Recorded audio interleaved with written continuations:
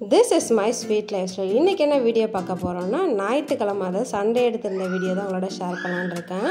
பாத்தீங்கன்னா இன்னைக்கு பீச் போலாம் அப்படினு சொல்லிட்டு காலையிலே வந்து எல்லா வேலையும் முடிச்சிட்டேன். அதே மாதிரி சாப்பாடு எல்லாமே செஞ்சு முடிச்சிட்டேன். இன்னைக்கு சிக்கன் பிரியாணி செஞ்சு சிக்கன் வறுவல் செஞ்சு 65 பண்ணியிருந்தேன். பண்ணிட்டு பாண்டி பீச் கிளம்பியாச்சு. எங்க போறா சொல்லு எங்க போறோம் சொல்லுடா எங்க போறோம் ஏ நீ சொல்றா எங்க போறோம்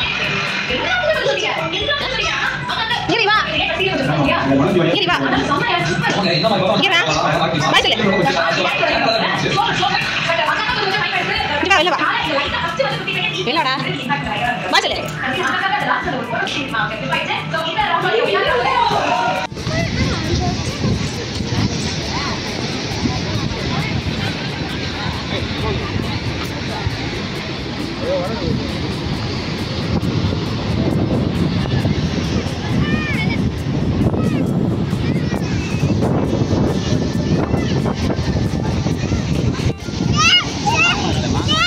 என்ன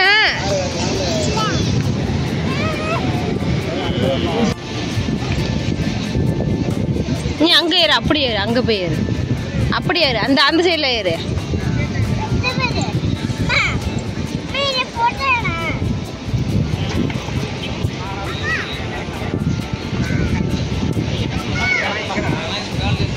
அவன் ஏறாம ராம்படி நிக்கிறான்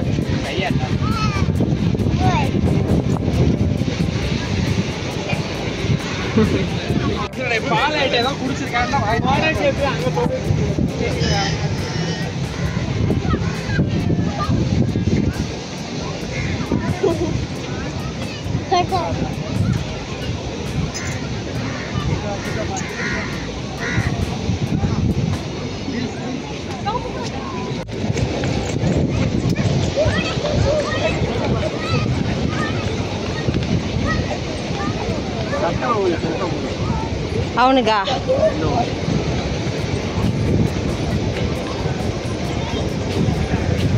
எவ்வளோ வேகமாக ஓடுதுங்க பார்த்தியா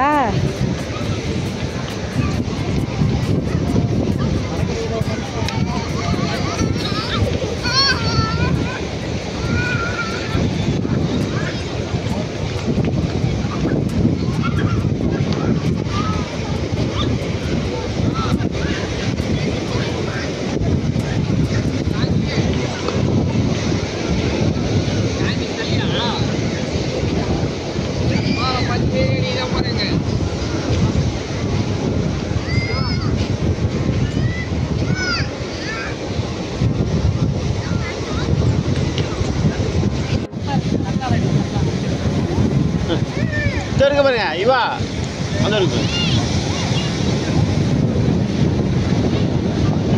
அந்த பிளாஸ்டிக் எடுத்து எனக்கு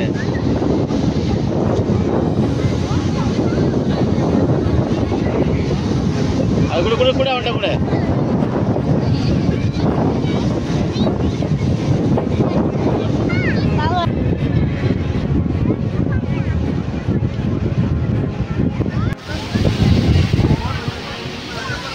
கிளைமேட் நல்லா இருக்கு.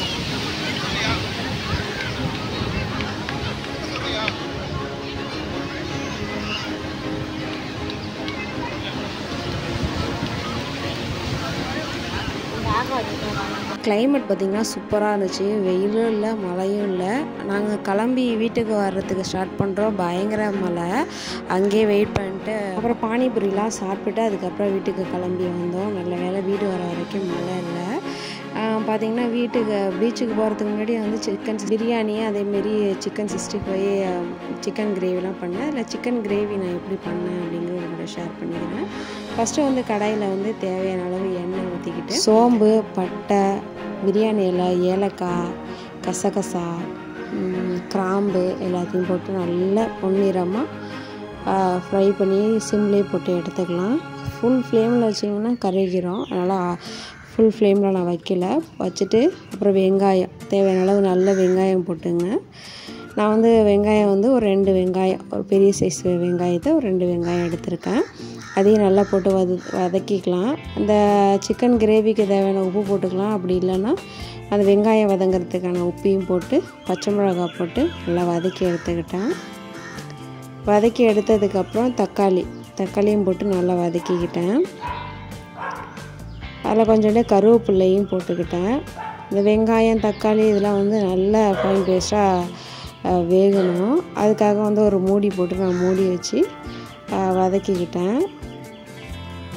எப்பொழுதுமே வெங்காய தக்காளி வதங்கினுச்சுன்னா எந்த ஒரு டிஷ்ஷாக இருந்தாலும் டேஸ்ட்டு பார்த்திங்கன்னா சூப்பராக இருக்கும். வெங்காய தக்காளி வந்து நல்லா வேகணும். அப்புறம் இஞ்சி பூண்டு பேஸ்ட்டு சேர்த்துக்கிட்டு வதக்கிறதுக்கு தட்டு போட்டு மூடிக்கிட்டேன். இதெல்லாம் பச்சை வடை போனதுக்கப்புறம் நம்ம ஒரு பேஸ்ட் ஒன்று அரைச்சிக்கலாம். தேங்காய், சோம்பு, மிளகு, சீரகம், கசகசா, முந்திரி கூட போட்டுக்கலாம். எல்லாத்தையும் போட்டு அரைச்சி எடுத்துக்கலாம் ஒரு சைடு. இது நல்லா வதங்கி முடிச்சிருச்சு. இன்னொரு வாட்டி நல்லா வதக்கிக்கிட்டு சிக்கன் நான் வந்து ஈரெல்லாம் இருந்துச்சு, அதெல்லாம் வந்து நிறைய இருந்துச்சு. அதையும் போட்டுக்கிட்டு கொஞ்சம் கறியும் போட்டு நல்லா வதக்கி எடுத்துக்கிட்டேன். பார்த்திங்கன்னா கறி வந்து அந்த மசாலாவோட கோட்டார அளவுக்கு நல்லா வதக்கிக்கணும். நல்லா வதங்கினதுக்கப்புறம் ஒரு ஸ்பூன் வந்து தனி மிளகாத்தூள் சேர்த்துக்கிட்டேன். அப்புறம் வீட்டு மிளகாத்தூள் வந்து 1.5 டேபிள் ஸ்பூன் அளவு சேர்த்துக்கிட்டேன். அதுக்கப்புறம் கொஞ்சோண்டு கரம் மசாலா சேர்த்துக்கிட்டு நல்லா வதக்கிக்கிட்டேன். சிக்கன் மசாலாவையும் போட்டு அதையும் நல்லா வதக்கிக்கணும். இந்த மசாலா சேர்த்தது எல்லாத்தையும் வந்து பார்த்திங்கன்னா ராஸ்மல்லாம் போகிற அளவுக்கு நல்லா வதக்கிக்கணும். நல்லா வதக்கிக்கிட்டு இந்த சிக்கன் வந்து அதிலே தண்ணி விடும். இருந்தாலும் வந்து நீங்கள் கொஞ்சம் தண்ணி சேர்த்துங்க. இந்த சிக்கன் கிரேவிக்கு தேவையான உப்பு பத்தலை அப்படின்னாலும் போட்டுக்கலாம் அந்த ஸ்டேஜில். இது நல்லா வதக்கினதுக்கப்புறம் நம்ம அரைச்சி வச்ச பேஸ்ட்டு எல்லாத்தையும் போட்டு நல்லா வந்து நிறைய தண்ணி விட்டுக்கலாம். நான் வந்து அன்றைக்கி சும்மா கிரேவி மாரி, அதாவது தொக்கு பெரட்டி சாப்பிட்ற மாரி தான் செஞ்சுருந்தேன். அதனால் வந்து தண்ணி நான் நிறைய சேர்த்துக்கல. எல்லாத்தையும் சேர்த்ததுக்கப்புறம் நல்லா வதக்கிட்டு மூடி போட்டு மூடி வச்சுட்டேன். அப்படியே சைடு பை சைடு வந்து சிக்கன் 65யும் போட்டுடலாம் அப்படின்னு சொல்லிட்டு இந்த இதை வந்து சிம்மில் வச்சுட்டு அடுத்த அடுப்பில் போட்டுக்கிட்டு 65க்கு தேவையான எண்ணெயை ஊற்றி நல்லா பொரிச்சு எடுத்துக்கிட்டேன். சைடு பை சைடு அதுவும் வெந்துக்கிட்டே இருந்துச்சு. அடுத்த அடுப்பில் சிக்கன் கிரேவியும் ரெடி ஆகிட்டு இருந்துச்சு. அன்றைக்கி சண்டே பொழுது பார்த்திங்கன்னா செம்ம சூப்பராக போணுச்சு. சிக்கன் 65 அப்புறம் சிக்கன் பிரியாணிலாம் போட்டு நல்லா சாப்பிட்டுட்டு அதுக்கப்புறம் நாங்கள் பீச்சுக்கு போய் ஜாலியாக என்ஜாய் பண்ணிட்டு வந்தோம். உங்களுக்கு சண்டே எப்படி போணுச்சு அப்படின்ட்டு கமெண்ட் பாக்ஸில் கண்டிப்பாக கமெண்ட் பண்ணி சொல்லுங்கள். சிக்கன் கிரேவி வந்து நல்லா ரெடி ஆகிடுச்சு. பார்த்திங்கன்னா 65யும் போட்டு எடுத்துட்டேன். கிரேவியில் லாஸ்ட்டாக வந்து கொத்தமல்லியை தூவிட்டு நல்லா பெரட்டி எடுத்துக்கிட்டேன்.